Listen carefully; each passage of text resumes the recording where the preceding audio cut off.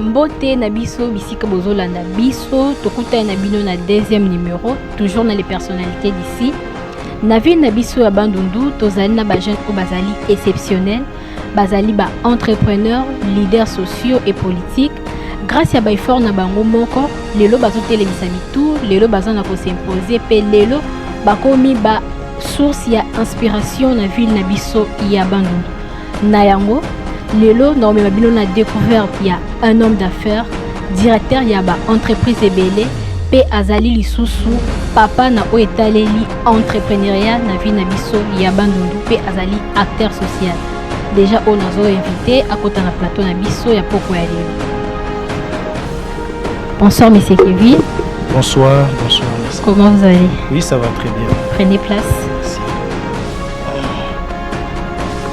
Monsieur Kevin, toyebi ozali toyoki ozali entrepreneur, ozali chef ya ba entreprise, ozali conseiller, pe ozali lisusu leader ya ba jeune. Okoki koyebisa biso exactement ozanani? Merci beaucoup madame Félicité. Exactement. Nazali chef d'entreprise, nazali directeur général d'une entreprise, nazali entrepreneur, na activité bélo na salaka et nazali pe conseiller à gouverneur en matière économique, commerce, entrepreneuriat ainsi que PME. Nanyo sosiko tukoloba Kevin vraiment azali nani? Merci infiniment. Kevin azali mwana oya botami na ba parents. Kevin azali mwana ya monsieur Benjamin Kaswama Pakinzi. OK. Oyo azali en viti lelo. Kevin azali mwana ya madame Marie-Christine Mbangu Kaswama. Elle est vivante aussi. Kevin azali pe mwana oyo abotami na famille. Famille à 5 enfants. OK. Na 5 enfants, tozali 4 garçons. Na mwana mwasi moko. Mwana mwasi moko. Donc na 5 enfants oyo Benjamin Kaswama na couple ya Benjamin Kaswama na Marie-Christine Mbangu Kaswama baboti 5 enfants. Et nazana grand frère Oaza est né na biso. Oyo azali Tilelo azali conseiller financier na ministère et pas y avait PM président Jean-Pierre Bemba Gombo. Yami Balé azali pe en vie aza financier na bourse na Canada. Ya sala kulo na Canada. Yami Satou azali docteur en assurance ya na France oazo évoluer na secteur ya assurance na entreprise na ye Sirmi et toza pena de komo ya mwasi o azali awa na Bandundu. Et marié dans sa famille, elle évolue. Donc Kevin azali mwana ya Bandundu, abotami na Bandundu, plutôt. Kevin azali mwana ya Bandundu, oyo abotami na France, na 1900X. Kevin abotami na Lille, Aix-en-Provence, eza na France. Et en 1988, na yeko zonga awa na Congo, nde toyeko vanda na ba parents, toyeko évoluer. Kevin azali mwana oyo atangi na matete na koli na matete na tangi na matete na école Anunga on silisi primaire na ngai na eko évoluer na secondaire na Saint-Théophile de Lemba nde na eko silisa na njili na institut Bosawa na Saint-Germain na eko silisa na biologie chimie et na eko évoluer lisusu na université na Lubumbashi.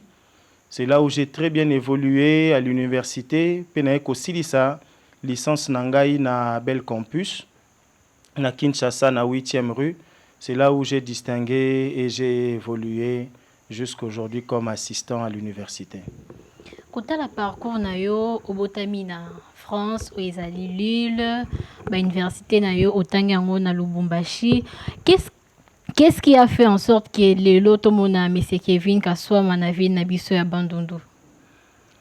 Vraiment après kosilisa ba kelasi na ngai ya milai o tobengi université na Kinshasa na Bel Campus na yeko kutana na moto moko kombo nezaki Michel Balabala, le feu Michel Balabala Kasongo oyo azalaki secrétaire académique na université wana na ndenge lolenge na distingaki à plusieurs reprises nde ayaki ko s'intéresser nanga parce que c'était vraiment un frère, un ami à mon père, Benjamin Kaswama, nde a intéressé qui est na ya ko travailler na Bandundu na projet oyo bazali ko gérer na mambo etali mambo ya décentralisation et consort, nde a invité ki ngai na ba parents na ngai to sololi pona ya na Bandundu, nde na yaki na Bandundu. Bandundu ezali ya ngai na Kwilu, oyo ezali ya ngai province. Na zongi na Kwilu na ya ko travailler nde na ya ki ko travailler na PNMLS pendant presque une année na PNMLS. Papa pe azalaki na entreprise oyo créaki na l'abbé Fansaka. C'était une coopérative d'épargne et de crédit, coopérative chrétienne d'épargne et de crédit. Et wana nde nazalaki financier pe comptable na PNMLS pe nazalaki financier pe comptable nde na ye ko évoluer lisusu. Nde na ekozwa musala na Tigo et j'ai travaillé na Tigo pendant presque 10 à 11 ans parce que na bandaki na Tigo na sali 5 ans nde na continuer sous 6 ans na Orange et ti lelo naza toujours ko continuer na Orange maintenant pas en tant que agent mais en tant que partenaire privilégié. C'est notre entreprise que to créaki kombo nango bac excellence o ingi kolakisa business administration consulting excellence et to komi ba partenaire na Orange ti lelo to travailler lokola ba partenaire. Outu koloba ozali mwana ya monsieur Benjamin ainsi que madame Marie Christine. Oko koyebisa biso type nini ya mwana ozalaki pona ba boti wana parce que ozali susu mwana te ozali déjà papa o azali na kati ya foyer na ye et type nini ya ndeko oyo ozalaki pona bandeko na yo. Vraiment na famille na ngai question na yo esekisinga ça m'a rappelé beaucoup de choses oyo na lolenge na kolaki. Na famille na biso mwana azalaki mobulu makasi na bana nyonso ezalaki ngai. Donc na monaki pena pasi mwana oyo babeta mingi. Na famille ezalaki ngai. Eloni bando sala ki ba beta à chaque nazalaki mobulu, nazalaki na kobeta bale, nazalaki na sali karaté, na sali judo, na sala lutte gréco-romaine, na sala boxe, na sala mukumbusu. Donc ba sport on a nous donné ko sala ponga na koli na matete. Na oni britannique. Quartier les plus connus. Quartier esalaki que biloko bitumba bakobeta batu. Donc à l'époque tozalaki na groupe mo bando bengango bureau 2 wana ezalaki bana ya minimbu ba MB ba minimbu à l'époque bana bazaki ba judoka tozo sala sport tozo évoluer na sport et groupe wana nde mutu esalaki que à un certain moment na biso tozalaki bana ya bato batanga tozo la sport de manière ya ba intellectuelle. Et à un certain moment bandeko musu ba uti pe na ba quartier mususu biso tozalaki bana lokele ba o musu ba uti pe na ba quartier mususu ba yo créer Soweto. Après Soweto ba yo créer écurie contre maître zaki bana Tomba. So ebi Tomba ezali wenze mo côté ya Nunga wana ba créer écurie contre maître ba komi ko bunda na Soweto ba komi ko bunda na bureau 2 et na babitumba wana à partir ya bana écurie contre maître lelo nde tomoni kuluna e bandaki na matete. Donc soto ikolo bileke c'est que bino bat bandaki yango na époque wana te biso to banda kuluna te. OK mais tozaki bana ya ba intellectuel ba osala sport tozaki wa bengaki bureau 2 mais à un certain moment de ba contre-maître ça veut dire biso zaki ba maître ba misusu wana bando osala sport ya balabala. Donc ba sala sport ya discipline te mais bango bazaki ko bunda plus na ba instrument. Biso tozaki na ba discipline na bâche na ba nini to travailler na ba discipline mais bango bazaki na ba instrument ba komi ko bundisa siko biso et na évolution wana ya contre-maître idéologie na siko ba kotisaki ya mabe après plusieurs années nde eye ko banda robota bakuluna na matete ezuipe lemba na ba maître chaleur na balemba wana ekomi bitumba ekomi pe limité ekomi petit kuluna pe kenda petit na Congo mobimba ti ekenda pe tina bapoto tina babandundu kuluna ekoma bato ebele bayeba te kuluna ebanda wapi. C'est là où na ba écurie wana ba bureau de ba sport oyo batu basala normal en tant que ba intellectuel ba vieux nanga lokola ba Erasme Kapumba. À l'époque il était maître monene komone bongote. Okay. Donc azaki pena maître penza la matete wana ba Erasme Kapumba bazalaki. Donc c'est une évolution des choses et ça dit que qui n'était pas ezaki maîtrisé te nde memi batu na bakuluna et les lopé ekomi nango maîtrisé. Donc oui ko loba ke monsieur Kevin azalaki vraiment mwana moko azalaki on petiti na ba vis-à-vis ya baboti na ye.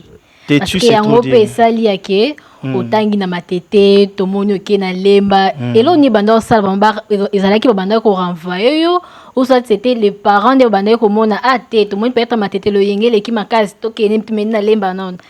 Ça biso malisolong ezalaki ndeni. Être têtu c'est trop dire mais nazaki nde mobulu. Okay. Mobulu ça veut dire olingi ko découvrir babiloko ebele olingo sala babiloko ebele nazaki un peu turbulent. Et on demande ça la peut changer ba école. Ba école té parce que ça dépendait des parents. Okay. Natangi penza normal natangi na nunga de première ti na 6e des humanités na silisi. Après avoir ko silisa nde na kena Saint-Théophile na secondaire. Natangi pe na secondaire avec les frères jésuites les Joséphites de Kinzambi. De to salis to tangi pe kuna to silisi de na ke na université donc nando changer ba école té parce que nando ko zoate ou bien mobulu té zaye que na silisi na matete na primaire na ke na secondaire na silisi après na ke na université. D'accord. Sko yebisa biso lelo ozali père ya entrepreneuriat na vie na biso ya bandundu liso na we banda kindenge nini ti okoma na ba niveau ozali lelo. Merci vraiment pour na motuna wana ezali motu ya moko ya malamu mingi. Entrepreneuriat na bandundu batu bando betama solo nango te. OK. Bandundu tonto ye na bandundu tozalaki kaka koyoka masolo ya bandundu. C'est une ville administrative. Bandundu soki okomi eloko liboso faut un numéro matricule. Il faut zwa bakende osala okende ocha kombo na listing. Il faut que le contrôle technique. Ce sont les termes utilisés dans Mambo Italie fonction publique. Donc, listing, numéro matricule, contrôle technique, terme wana les alaki tembe. Mais biso tangutoye. Ngai d'abord entrepreneuriat nazu yango na baboti na ngai. Donc lolenge na botami na makila ya entrepreneuriat. Tonto ko lobake papa na onde muto a initio na o etaleli monde ya bafaire. Exactement. Nga papa pona bayo bayebi papa nanga lokola ba papa Tariel, ba papa Yembe, ba papa Mankoto, ba papa Akamituna, wana ba papa oyo biso to botami to kenda ko sakana na banda kuna bango na bana na bango. Bayebi papa nangai depuis Kinshasa. Ngai na bandi ko entreprendre na papa, j'avais encore l'âge de 6 ans, 7 ans. Papa zaki na ba poulailler, ba kaye, ba ngulu, ba bantaba, ba biloko bele ba ferme na Kinshasa ti lelo ezali ba 50 hectares, ba 30 hectares, ba na Bandunduville ti lelo tozana ba 3 hectares, ba 5 hectares ezali oya tika kenda na ye. Donc Azaki déjà entrepreneur, Azali entrepreneur. Pour Tilelo il est en vie, même si Akenda Bamboka Bapaya, Akenda ko vivre à la retraite naie. Azaki déjà initié ngai depuis bo mois na biloko wana. Ngai déjà na yebaki yango. Pe na makila pe ezali parce que l'entrepreneuriat eza ya makila o déjà tango botami makila ya tata apesi mwana. Ezali pe acquise par l'expérience des parents. Lolengo botami ozo évoluer, ba parents bazo la kisayo musala wana lolenge papa Kamitu na maman Magi basala ngo pepa ba leki na ngai filgi na ba Vita Rose. Donc dès le bas âge déjà baza na kokola na yango. Sikoyo, tant to koli na yango na komi na Silesi Université déjà na Kinshasa na zaki na cafétéria na Wenzabitabe même na Njili. Na côté ya cour d'appel nazaki na cafétéria et je me faisais déjà beaucoup d'argent tant nazaki na nukutu étudiant déjà dans ndeko salango. Arrivé à Bandundu en face il y a auditorat militaire, la première entreprise que j'ai lancée zaki maison de coiffure avec ma femme tozaki no ba to balani na nuté Okay. Et avec le temps, on a travaillé na Tigo, on a travaillé na Orange, on a créé Bac Excellence. Au tozan ngoti lelo, tu travailles déjà, mais nazalaka na kindara na Orange, mais nazalaka madame azalaka na Bac Excellence, azo travailler. Les entreprises elles ont œuvré na secte parce que batikala ko longola biso misala te poto yibi tout. C'était une séparation à l'amiable parce que l'entreprise ne pouvait plus supporter les charges qu'elle avait à ces moments-là. Elle s'est dit que tout s'est séparé à l'amiable.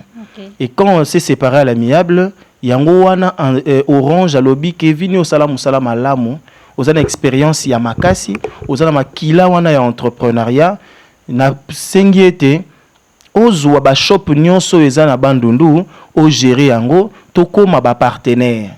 C'est là où na koma ki partenaire avec Orange na bandi ko évoluer et na kati ya évolution wana to ko créer pe ba entreprise mususu. Lelo tozali pe na entreprise to bengi Masuwa Noa. C'est une entreprise to créer pe na kati ya ville Bandundu. Bac Excellence ezali to ko créer siko na secteur etali social. Tu as créé Kutoma Award. Kutoma Award, en fait, et où tu as nini na vandi na mboko yo. Je me suis dit, Bandundu pe singa nyonso yo e pe saka e pa ya moto. Bandundu pe singa nyonso. Mais nga na kozongi c'est la Bandundu nini. C'est là où on a étudié la ville. To vandi to lobby. Pourquoi babenga kayo ville administrative? Mais na kikwiti kuna ville économique.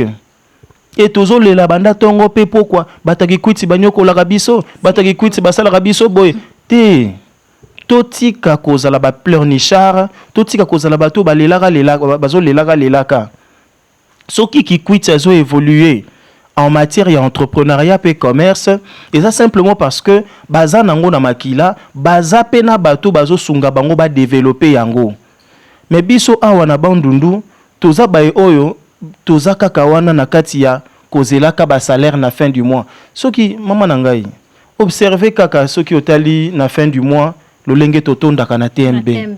Tokumi kotonda na Equity Bank. Tokumi kotonda na Robank. Lelo tozo nazo kama solo ya Ecclesia na Wamba. Donc nous sommes là soki ba futi batu ba salaire te. Niveau ya mpia keza na mboko yoko okata na musapi. Or une ville ne peut pas être comme ça. Et deuxièmement, ba jeune nyonso ya Bandundu bazaka na politique. Ko landaka ba politicien na sima.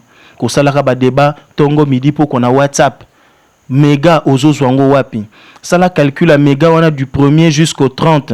Okobi sa capitale ya ko banda pe commerce. OTKP et loko na coin ya avenue lobi okoma millionnaire. Mais tozaka na ba méga na ba débat ko landaka ba politicien na sima ba pesa biso ba 1000 francs.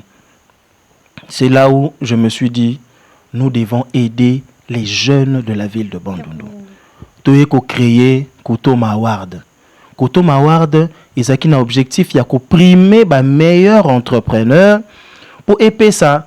Et la moussaba jeune, ah, mamagi a 8 trophées. Et j'ai fait ma 8 trophées. Isaac Kitamba la 8 trophées. Et bon, on gagne. Tengape fona banda business. Pour ngape lobina zo trophée. Voilà le lenge nini otoki ko sunga jeunesse. À part copier sa trophée, tu as dit te lancer Kutoma conférence. Ezaki Kutoma Award pour na trophée, Kutoma conférence pour na formation ya ba jeune. Nation na invité ka opé une fois ya kana formation avec mon vieux Eric Nzambi, mon coach Excellence Espoir Massaman qui Iziri. Azalaki wana to invité ki bande kwa TMB na ya na professeur Boni Mukadi ayaki ba pesi formation ba sungi ba jeune bazala outillé na ba instrument ou ko permettre bango lobi ba réussir dans l'entrepreneuriat. Et c'est là maintenant que ceux qui te changer mentalité ya bato Bandundu ya Bandundu ville, ça va nous permettre dans 10 ans jeunes nyonso en lieu et place à Silisi Université à Kendeko Luka Moussala na fonction publique à commager l'honneur ba Silisi ba papier mais vaut mieux tango à Silisi Université mungape na créer entreprise le lenge as de la presse ezali nga pe na créer entreprise lolenge lokole ezali nga pe na créer entreprise lokola bac excellence ya monsieur Kevin Kaswama ezali. Donc automatiquement abandi ko penser ko créer entreprise en lieu et place ya ko luka ko manger l'honneur, en lieu et place ya ko luka ba chef de division kotsa numéro na ngai boy na koma et ce qui fait mal. Ce qui fait mal dans tout ça, bateau nyonso baza ba numéro matricule. Zwa caméra kende na ba division, ba ministère tala ndenge basala ka musala. Biso nyonso bandeko nanga nyonso ba travaillera kuna vraiment eza na ndenge ya mabete mais nazolo bana sens ka ko interpeller mutu na mutu soki na ba division rotala bato bakoma musala 10h bazonga 11h. Soit au monde bavanda journée mobimba na musala mais bazana sanzete ba beta masolo.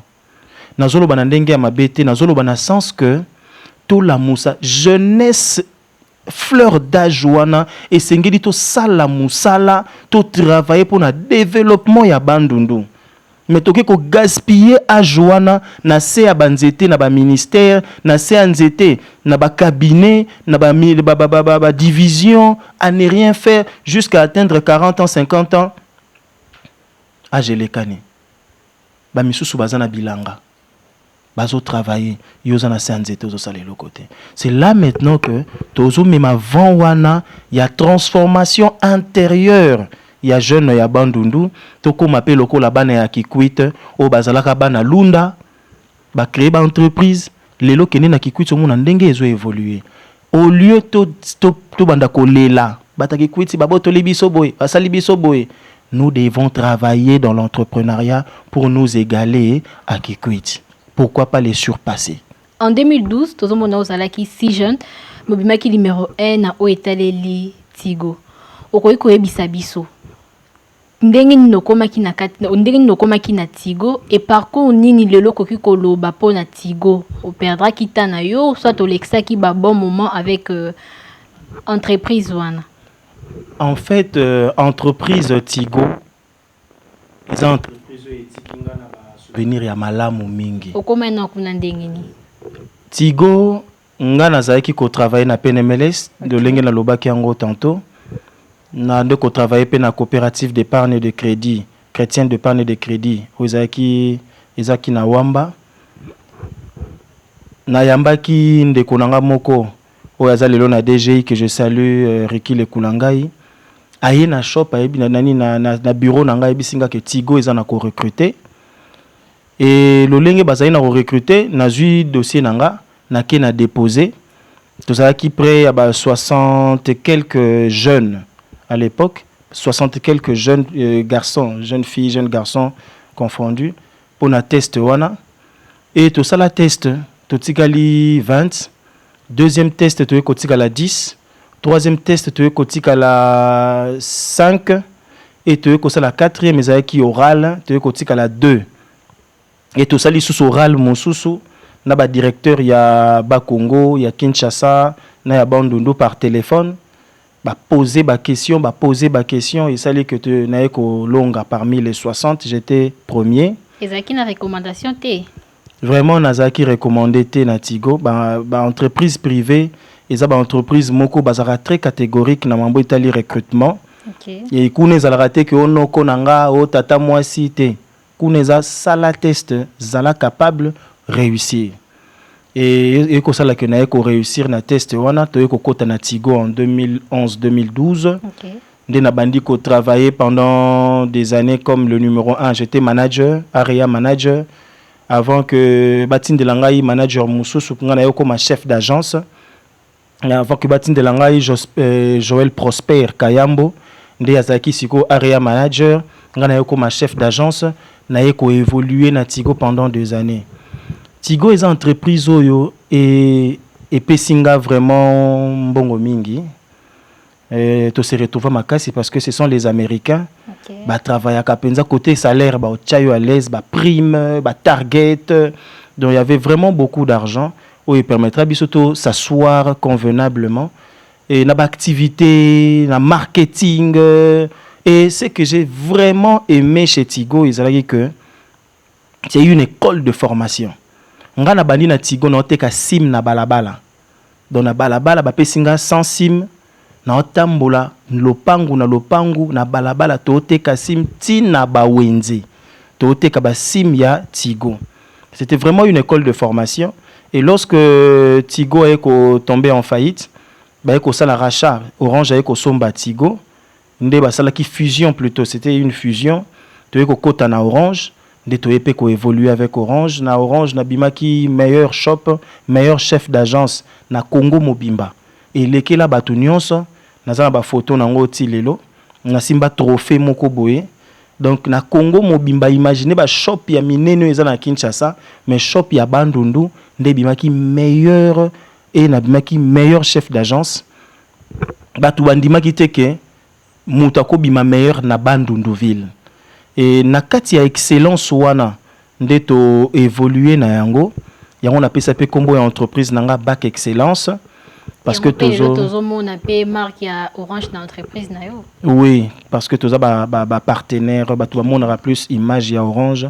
C'est Bac Excellence qui est derrière. Tous les partenaires na Orange. Et na image on a une école de formation. Na o ba parents ba pesingai. Na lolingi on a pe na développer excellence na kati nangai. Lelo na lingi na pesa yango pe na Bandundu. Na pesa yango na Bandundu. Yango moni na créer une entreprise. Tu veux créer concept wana sur l'entrepreneuriat, c'est nous. Concept on a l'entrepreneuriat, c'est nous. Et tu veux créer Kutoma Award. Et là, je m'en souviens encore, il y a une histoire dans Betelayo, c'est qui ça yo. Tu créer Kutoma Award wana tozalaka na ba entrepreneur ou ba chef d'entreprise, il y a les as de la presse au Boyambingai. Je m'en souviens encore à l'époque, tozalaki na Majestic Hotel, tozalaki na Komela, tovandaki ngai. Jonathan Messa na Patrick Matanga to bandi ko réfléchir et lo konini to ko apporter pour na bana bandundu ba changer mentalité to créer lo moko eko sala que engouement eko pesa valeur na jeunesse pe na ville ya bandundu et concept wana ezaki ya entrepreneuriat. Je m'en souviens les sous Patrick Matanga ebisingate to créer to pesa ngo kombo Kuntwala Award. Kuntwala ça veut dire que kendeli bosso. Bandundu faut kendeli bosso. Te débat ti to ko pesa Kutoma. Kutoma ça veut dire développer, développement. Il y a ville à Bandundu, il y a Kwilu, il y a province à Kwilu. To ko créer Kutoma Award. Et première édition, Petoza qui ensemble, to travailler ensemble, et il et le Petoza toujours ensemble avec les as de la presse. Et aujourd'hui, to Sangi Siba jeune, on a plus de 60 entreprises. Oyo ba jeune, ba créa, baza ba kota na incubateur wana, ya Kutoma Award et toujours évolué na bangoti lelo. Plus de 60 entreprises. Et 60 entreprises wana qui ne sont pas prises en charge. Na l'État, ministère Nabiso ya jeunesse, ministère Nabiso ya entrepreneuriat. Donc ce sont des jeunes qui sont là, mais qui ne sont pas accompagnés de manière formation, financement, accompagnement nyonso. Donc ce sont des jeunes qui sont abandonnés. Mais toza wana biso en tant que individu, toza na ko pousser bango, ba na ko réussir. C'est là où Petozoa qui partenariat na Anadek. Anadek ou agence moko ya ba entrepreneur, ils en a ko sunga ba jeune pour na ba formalisation, ko zo ba numéro d'impôt, RCCM, numéro d'identification nationale, tout ça. Donc c'est en fait ça et loko et ça que entrepreneuriat zo valeur na katamboka Bandundu. Biso tout ça ba précurseur, yango lelo ba benga le père de l'entrepreneuriat. Du coup, tu as comment M. Kevin a se lancé dans le monde de la politique. Au cours de Sabiso, il se banda qui nini entrepreneur à côté dans le monde de la politique. En fait, de l'entrepreneuriat à la politique, d'abord, il y a une chose na potana nango mingi na papa wa botingai. Vraiment, atikala ko lingango te. Naibisi papa ezara faute na yo parce que biso toza ba politicien ya makila ata na sali lolenge nini nazo sentir que la gestion de la ville, la gestion de la province, la gestion du pays ezana makila na roki ko mona mboka na ngai te zo kende en de route ezo évoluer malamu te ngana vanda parce que ngana se retrouver na moi mokie oyo bana na ngai bazana kolia balali nzala te mais oyo azolela wana na Loani oyo azolela wana na Salaminta na Cité Jova na Richard Ndambu bao bazolela wana ngana vanda calme te ekoki kosimba te. Déjà la politique naza nango ya makila lolenge papa tikela ngai entrepreneuriat lolenge pa tikela ngai politique. OK, donc azali papa na oya o etaleli ba faire et o etaleli politique. OK. Déjà modèle na côté maman ngai papa aboti maman koko na ngai azali parmi bato ba travailler na Lumumba en 1960. OK. Oyo tango Lumumba bakei ba bomaye Akima ensemble na bagizenga ti na Kisangani et il a travaillé avec eux na Kisangani. Déjà papa nangai o abotinga Benjamin Kaswama azalaki député national na CNS Conférence nationale des souveraines en 1991 92 93 na ba Tshisekedi le fait Tshisekedi papa Tshisekedi ba Gizenga le fait Gizenga ba Kamita tout le père Kamita tout le fils. Donc batouana nyonso ba travailler ensemble là ba mboso à l'époque ba travailler ensemble là ba Mosengo Passinia a évolué à Bongo jusqu'à ce que en 2006 papa est comme ministre au niveau national. Il y a ITPR travaux publics et infrastructures et on a Azaki na président Jean-Pierre Bemba na 2006 wana ngainde na yeko kota siko na MLC. Na co-accompagné papa na mambu ya Italie politique na 2006 et na zape na grand frère oyo tolandara pe na politique et azali CG il y a MLC secrétaire général il y a MLC lelo comme on a Fidèle Babala oyo aza grand frère na ngai na 2006 déjà to travailler na politique na papa na Fidèle Babala. Et avec l'évolution, na ekokota na Tigo pe na Orange, ezalaki ba entreprise o ezali apolitique. Kuna soki ba yoki na politique po yo fote ka ba unité. Fote ka ba téléphone. O te ka téléphone na muta UDPS, o te ka téléphone na muta MLC, na muta AFDC, o te ka téléphone na mutu nyonso. Donc soko zana couleur politique automatiquement ba longoli musala. Yango na vandaki pendant plusieurs années. To bande ko evre na politique mais na ninga ko batama. Ya kobata mamakasi. Étant on a eu séparation l'amiable na Orange, wanande siko makila na politique et côté lema et ko tomber na longwaki musala na Orange na 2021 2022 2023 ba élection. 2022 na ko relancer Fondation Kevin Kaswama. Après avoir relancé Fondation Kevin Kaswama, tous qui na terrain, tous travailler na cadre social, entrepreneuriat et consorts. Ndé tant ba élection ko banda na solo na ba parents nangai, na ba grand frère, on a bis nos grand frère ti les loazali conseiller financier il y a président Jean-Pierre Bemba. Ndé to eko solo là na ekondima na postuler. Tellement que na shop na yabande ko yamba batu mingi na yeba na batu belé na mboko yo makasi mingi na yeko postuler et j'étais vraiment parmi les meilleurs élus parce que c'est Hollandais l'IP en 2023 nos postulats qui locaux la député provincial soit quitté au dirait qui stress Hollandais ngini vraiment nazwaki naza député élu mais non nommé et na yebi pe ba bimaki ba député parce que to yebi ba résultat bandeko bazali ba député lelo na pesi bango mbote et bango ba ateniaki seuil na bango et biso to ateniaki seuil te lolenge ba yebisaki biso même si ba preuve ezalate mais quand même je suis le député élu de la ville de Bandundu mais non nommé parce que na yebaki kozala na 3850 voix na ville à Bandundu et bana nyonso bandeko nyonso ba papa nyonso ba jeune nyonso Bandundu ba yebi lolenge nini ba vota ka Kevin Kaswama na mboko yo lolenge nini tangu résultat ebimaka mboka evanda kimia soki ozoe ba ce jour wana malamu mboka oyo mutu abimi député o bino bo votaki le jour ya résultat il faut to ka mboke ningani Photo ka ba jeune bazana balabala. Mais oh ya biso ezalaki kimia. Ça c'était vraiment la preuve que les élections de 2023 n'a pas rencontré le souci, le cœur de la population de Bandundu. Mais écoufélité, toza lisusu na politique, toza kaka na ko évoluer. Yango sali que toujours en politique, toza na ko évoluer tilelo. Skolelo na balabala ndingo tambola soki mutabengi yo candidat maléré et décourager kayo, soit te pesa ka lisusu makasi yake na baneo bambulu ezo ya opportunité lisusu. En fait, Namimona Kaloko la candidat malheureux té parce que un candidat malheureux ezali candidat oyoba vota yete.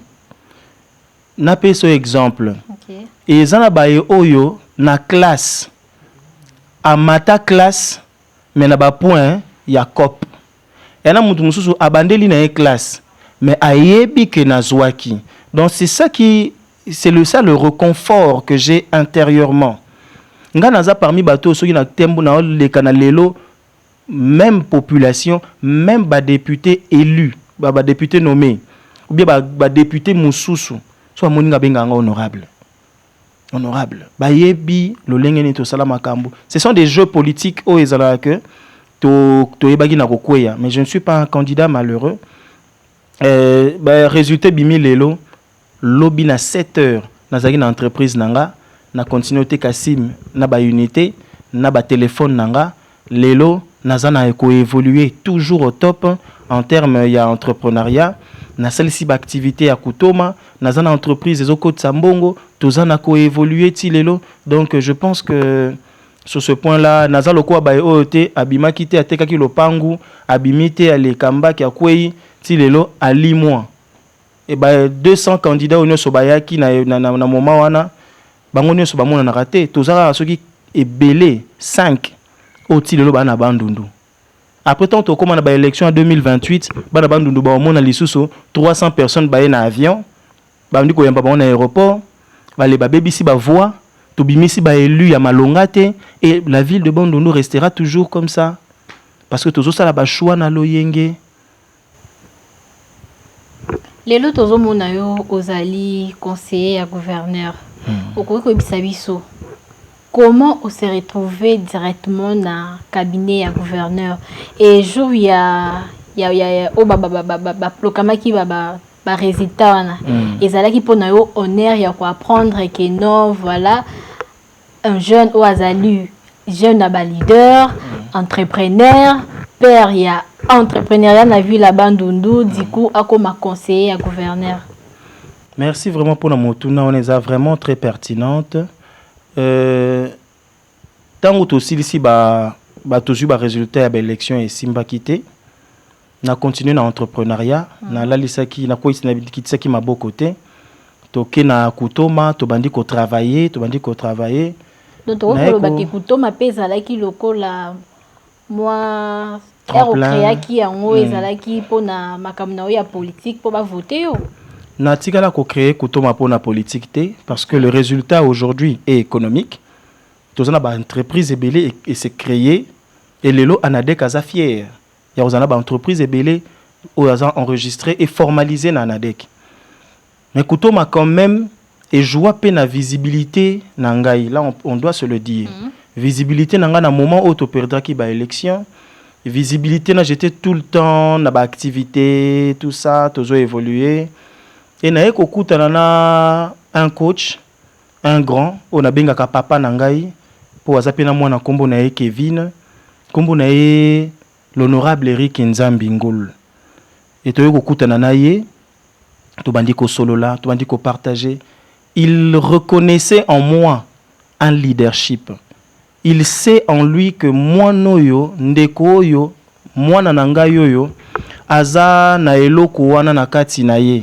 Popularité, leadership, intelligence managériale et consort. À mon que je dois l'encadrer. Et yango tourme ko travailler na ye, ko zala na ye, azo coachinga sur le plan politique. Et en évoluant avec l'honorable Eric Nzambi Ngul, na ye kokutana na coach nangai na kutana suna coach nanga mususu Espoir Masamanki Iziri oyo apesinga confiance. Il est le vice-gouverneur, c'est un professeur d'université. On a échangé. Nazaki recommandé Tepa Motu. J'ai vu un professeur d'université qui est venu, n'a abordé, n'a poussé ni pembe na solo na excellence. Na lingi na travailler na yo. Na lingi au coachinga au accompagner ngai. Et c'est là où il m'a fait confiance. À moni CV nanga, à moni comment na solo la kinaye avec engagement et motivation et andimiko tchanga parmi ba conseiller ya gouverneur. Et tant que tchanga parmi ba conseiller ya gouverneur, je remercie aussi le gouverneur Akamituna Ndolo Philippe. Ya monaki kombo a validaki batebele base pelakate o moto MLC aye kozwa pouvoir na biso vraiment et ça là qui moi gouverneur Akamituna sala kinga confiance wana à partir ya vice gouverneur Espoir Masamanki Iziri nde eye ko sala que a validé to bandi ko travailler ensemble batu mingi bayeba kité que na moment wana déjà balongo la kinga na MLC après les élections après les élections le président fédéral il y a MLC à Longolanga na parti bon na moment de l'élection le président à côté Sarabiso na ba guerre moko Isaki atana moto na makolote et bato belé ba ebi histoire wana et ça la qui que moyen tous à la soit les Isaki te nde achakinga libanda na kutani pe na excellence Espoir Masamanki Iziri asalinga confiance lelo naza conseiller ya gouverneur Philippe Akamituna Ndolo en matière ya économie, commerce, entrepreneuriat ainsi que ba PME et toujours apporter touche na biso na ba conseil na kotala o esengeli po na économie ya bandundu e bana kokende liboso. Alors, monsieur Kevin Kaswama, tu es Ozali, père de famille. Oui, tu es première rencontre à Yona, madame Isala Ndeni. Vraiment, rencontre na madame Grace Gata Kaswama. Okay. Ezaki na 2011 na ville à Bandundu. Ngana yaki ko travailler na Bandundu na PNMLS.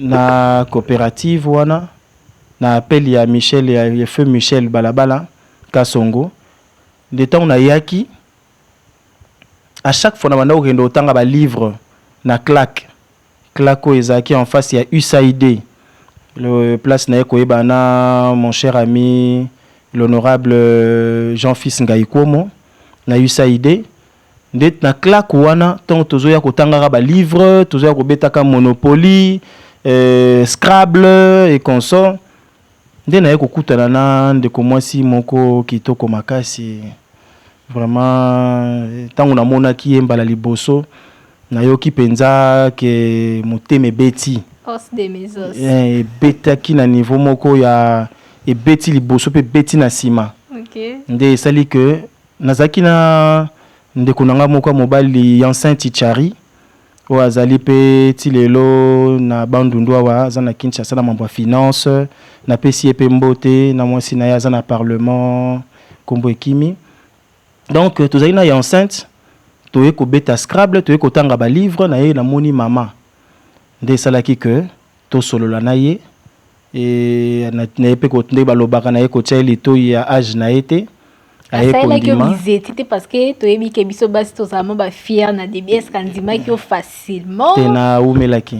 Okay. Na salaki penza ta ba 3 mois o yaka chaque jour ototanga livre mais ototanga livre été ototanga livre mais oyebi na yela ki ndepo na à l'époque Claque Zaki vraiment un endroit merveilleux. Bon, il y a des livres, il y avait des enfants qui jouaient, donc c'était vraiment bien. Un endroit pour se reposer. Et dès tout solo, la maman n'a pas si rendez-vous. et tu vandi quelque part dans un restaurant, tu sololi, avec on dit mangaï pas après 3 mois. Tu vandi qu'on évoluer, oui. Ça a pris du temps, ça a les lotés, et comment nango est un peu facile, tout ça avec l'internet et consort, mais sérieux, on est pensé que il faut y avoir kangakaye na claque, bosololi, azongi nandaku, ozolandaye pendant 3 mois, et lélo, on s'est marié, il y a qui na cadre à francophonie, nganaki na cadre ya PNMLS, et tu es kokende Kinshasa, to balani na Kinshasa, tu es kozonga na Bandundu, to boti bana misatu et nzamba pamboli biso pe tozana ko évoluer to sisi pe mambo ko bota et bana bakoli. J'ai des enfants, l'aîné de la famille a maintenant 12 ans et le cadet a 6 ans. Donc to fandi na biso aujourd'hui tozana tozokende 12 ans 12 ans de mariage déjà au tozo kokisa. Donc c'est déjà beaucoup, on évolue. Est-ce que vous avez la fonction aux anango, aux alliés entrepreneurs, aux alliés conseillers, aux alliés leaders à Bajen? Est-ce que vous avez un temps pour naï? Vraiment, sans oublier, nos alliés responsables. Il y a département, il y a jeunesse, dans l'église La Borne. Donc, qu'on gérer la partie de la vie. Et il faut la passionner à jeunesse. Quand tu as la passion d'encadrer, de gérer, donc il faut un cabinet politique pour la province et la Posanangai. Il faut un bac excellence pour la téléphone, la SIM, la entreprise évoluer le lengenini. Il faut un masouanoa entreprise mususu ou il faut la ba chantier ils ont évolué nini ba pangu nyonso ils ont évolué lolenge nini. Il faut kolandelaka jeunesse na église oh ils ont ba caprice pe belé makasi oh il faut que toujours kolandela ba jeune. Et je suis aussi prédicateur à l'église La Borne. Il faut savoir préparer les enseignements ba mateya. Donc il y a beaucoup de choses oh il faut kozala. Et je sais que c'est pas facile. C'est pas facile, tel que le Seigneur le dit, que mon joug est léger. Ça veut dire mutu musoromo nango kilo. Mais nzamba ebi elo koni na poza katinanga nazoka esengo na kosala nyonso na salaka. Donc na temps pour na maman. Tant ya maman ezali, je suis toujours là à la maison à temps. Et na tongo na ke musala na 12h na zongi na ekolia to sololi na ke su musala. So na silisi na kembangu na église, na travailler na église ti na zongi na ndaku et soki na zongi na ndaku vraiment na yambaka lisute. Donc c'est le temps pour la maison, les enfants et ma femme. Au-delà ya nyonso pe utkoloba ozali mukambi ya ba jeune na église La Borne. Oko ebisa biso ebandaki ambition ebandaki ndenge nini? Parcours na yo étant chrétien ebandaki ndenge nini? Ou bandaki en depuis les bas âges ou soit kana ki mukolo eza appel nzamba bengi si yo nde o changer ki bizaleli nao. Kevin Kasso Mazaki mondimi ya Ecclesia catholique. Depuis ma naissance, mes parents bazaki na église catholique, bazaki na famille chrétienne. Kevin Kasso mazui baptême na 1996. Na 96 nazwaki da baptême na église catholique. Mais ça dit que na ekokutana na maman na claque na kolandaka maman pendant 3 mois on a beteli lisolo wana maman bisinga na soko lingo landanga yaka na église. Ah bon, comme tout bon jeune ato meminga na église ato meminga na ba musulman nga na objectif faut nazwa yo na landie na église. Mais ça y pas profio ki na église. Oui, wana na koki oboya ngote na kendaki penza pona kanga maman. Na ke na église mbala liboso na tie makolo nanga na église de réveil, l'église pentecôtiste. Nga muto catholique na koti dimanche na église lité ya o na yoka ya pasteur Kalala etikalanga tilelo mbala liboso na kota na yoka mate ya na lobi biso to mesana na mate ya lolenge mususu Je salue tous mes sœurs, mes frères de l'église catholique. Ezaki kaka nzambe nda lingaki ezala bongo. Nalobi te ke nayoka matemate ya nyonso nayoka pendant des années na l'église catholique ezaka ya mabe. Nalobi bongo te. Mais o nayoka ki ezaki yanga. Ça m'a captivé. Nakendaka une fois, 2 fois, 3 fois, nazui maman aye kondima ngai na memi en église catholique. Oh. Toki kobala na église catholique. Na komi na église catholique. Mate ya nyonso na yoka na église catholique na comprendre les sautés. Na ki Congo wana na ndeko yoka ya makasi wana ya frère ya mundele na bosani kombo na ye na côté ya na Saint-Joseph. Mate yezo kokokota lisusu te. C'est là où na yebisi madame to vanda na ndaku mambo sambela esili. To vanda pendant 2 ans. To sambela to kenda lisu église te parce que ngana la borne ba parents ba kolisanga na catholique. One église mère.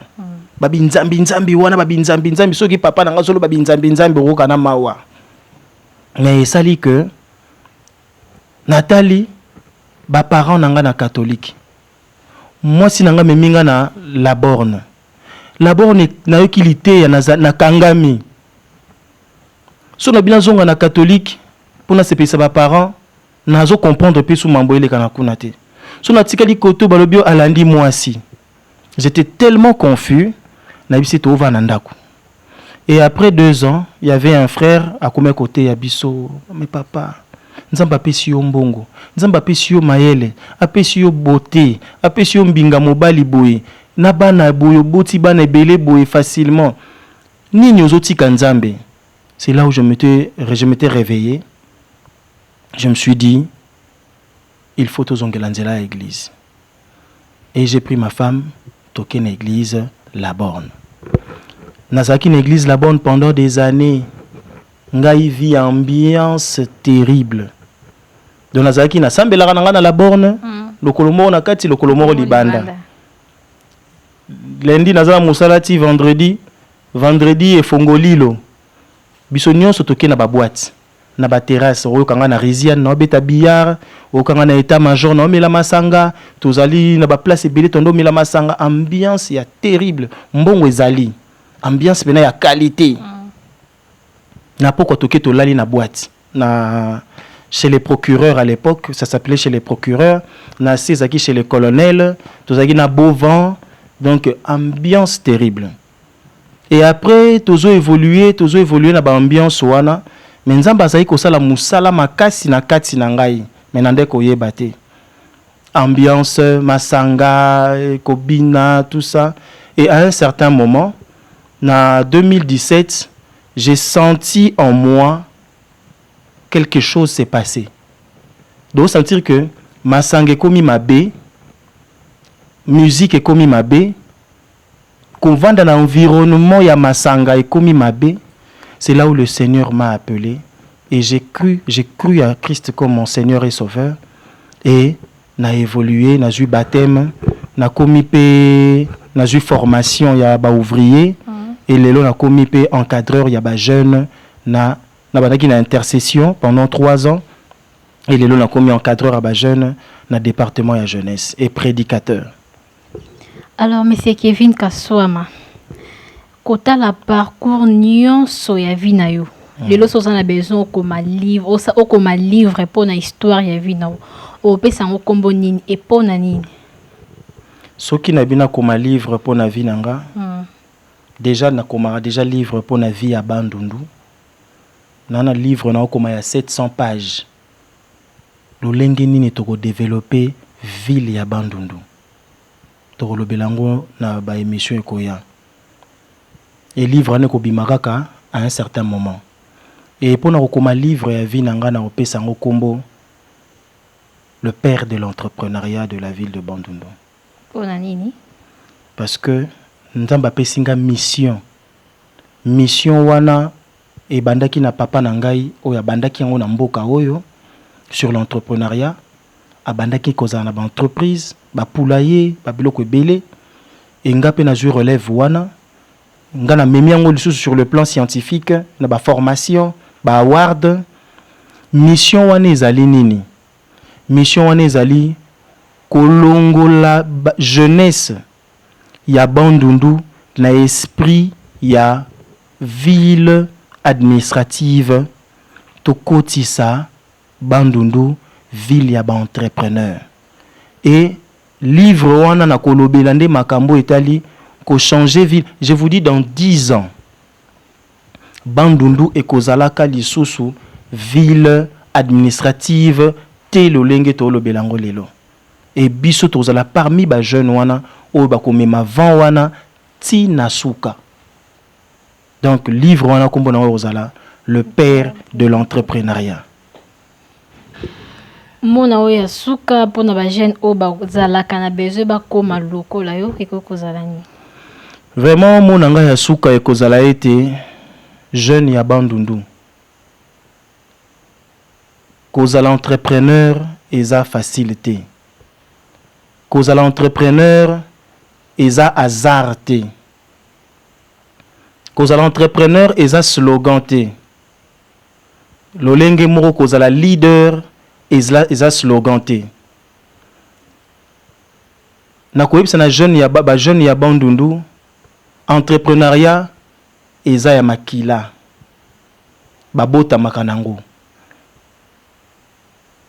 Entrepreneuriat pe baye kolaka yango. Lelo nazbotami na makila ya Benjamin Kaswama wazaki entrepreneur akoli singa na entrepreneuriat nakutani pe na pasteur oyaza pasteur nangai kalala. C'est un grand entrepreneur dans la ville de Bandundu, un grand entrepreneur. O mate anaye à tout moment a memarabiso na nzelo etali entrepreneuriat et ça dit que lelo na bisi jeune moko entrepreneuriat eza facilité. Mais soki oza na entrepreneuriat okozala na liberté oyo ebele bazana ngote. Entrepreneuriat ezali nzela oyo komema na liberté financière, liberté financière plutôt.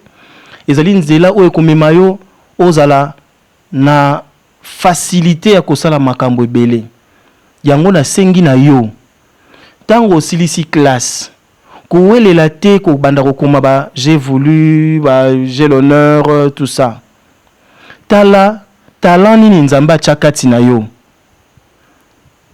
Yeba ko banda eloko ba bengi entreprise. Soki omoni que ozana nuna capital te. Koma j'ai l'honneur. Kota na entreprise wana onazolo bela ba jeune mingi lelo. Il y a TMB, il y a Banque Centrale, il y a Robank, il y a DGI, il y a DGRAD, il y a DGDA. Aux âges jeunes, c'est le moment. Aux un salaire à 8 millions, aux un salaire à 5 millions, ou un salaire à $300. Yebali andambu bomba ndambu. Et tant que bomba wana, koyoka sonité entrepreneuriat atana mukie. Lelo batu bakomi kote en ligne. Osombi bilamba na Kinshasa, o tient en ligne, ozoteka, zalaka discipliné. Et avec le temps, ozo évoluer na discipline, ozo épargner, ozo réinvestir, ozo épargner. Lelo ba banque na biso na Bandundu bazo pesa ba crédit. Au bandi na entreprise, au bandi ko évoluer. À un certain moment, au travailler na entreprise telle, ti au démissionner. Ko banga elo koti démissionner. Kota na entreprise ba discipline na ba fonctionnement no sur entreprise o yekola ki na entreprise ozalaki appliquer yango epa na yo okomona que ozo travailler de 6h à 23h la résilience ata au chuter telema continuer entrepreneuriat eza pas si makasi mais tant ozo kwe ozo telema oza na makila wana na kotika te c'est là où je parle de la résilience. Tu vas réussir. Bato bele ba monaka réussite ya Kevin Kaswama. O lolenge na lobaki yango dernièrement, eza lokola iceberg. Eza lokola libanga ya glace et tout au Titanic et tout anaka. Na se eza ba kilomètres, mais likolo eza na oka quelques mètres. Kilomètres wana eza ba difficulté. Okokemba terriblement, mais sois courageux, tu vas réussir. Les loba jeunes ya est bazana konyo ko la bazana ko se distinguer ba créer ba entreprise bazo réussir biso toza wana kana sima ya ba fonction publique yango zo mona ke tozo kende liboso te jeune telema o azo ebisa yo ateka sim na balabala ateka téléphone na wenzi telema banda entreprise oko réussir. Namo ya suka ya Monsieur Kevin Kaswama o ezali Jean Telema nde tokota fin na émission na biso ya mokolo ya lelo. Na sima ya caméra tozalaki na ingénieur Blondy et ingénieur Claude supervisé na Patrick Matanga pe Joël Kingwangwa. Tokota na bino prochainement.